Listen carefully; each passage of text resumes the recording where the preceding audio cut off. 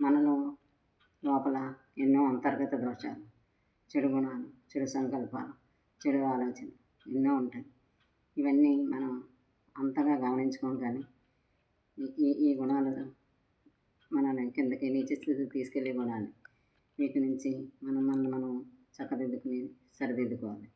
అలాగే ఇతరుల్లో కూడా మనం ఈ గుణాలు చూస్తూ ఉంటాం. ఈ మనం పరివర్తన చెందడానికి సకల ప్రయత్నము చేయాలి.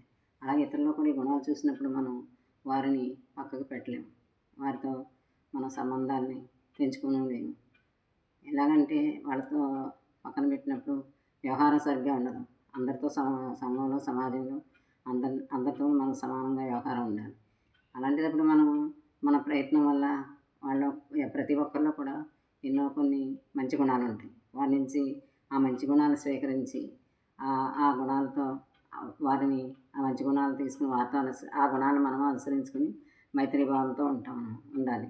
అలాగే వారిలో కూడా ఇతరులను గుణశీలాలు మనం ఎంచకూడదు. ప్రతి ఒక్కరిలో దోషాలు ఉంటాయి, కానీ ఇతరులని మనది మనం తెలుసుకోలేం, కానీ ఇతరుల దోషాలు ఎంచకూడదు. అలా మనల్ని మనం సరి చేసుకుంటూ దేవి గుణాలను పెంచుకుని వైపు మనం వెళ్ళాలి. ఎప్పుడైతే మనం ఇతరలో కూడా దివ్యమైన ఆత్మ ఉన్నదని గుర్తించి అలా గుర్తించినప్పుడు వారు మనకి ఇతరులుగా అనిపించరు, మన ఆత్మ సమానులుగా కనిపిస్తారు. దోషాలు అనిపించవు. దోషాలు ఉన్నా కూడా సరిదిద్దుకుంటూ మనం మంచి గుణాలు తీసుకుంటూ మనం ముందుకెళ్ళాలి. ఇది పైన భగవంతుని దగ్గరగా ఉంటుంది. కనుక మన గుణాలని అనేక గుణాలు మనలో బయలుదేరినప్పుడు మనం గమనించుకుంటూ సరిచేసుకుంటూ మన ఆధ్యాత్మిక జీవనంలో ఇదొక భాగంగా ఎప్పటికప్పుడు మనం సరిదిద్దుకుంటే మిగిలేవన్నీ మంచివి. ఇది దేవుని వైపు పైన దేవునికి దగ్గరగా సమీపంగా వెళ్ళే మార్గం.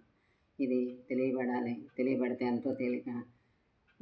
ఇంత తేలికైన దాన్ని మనం వదిలిపెట్టకూడదు. దీన్ని మనం సాధనగా మార్చుకుందాం. ఇది ధ్యాన సాధన.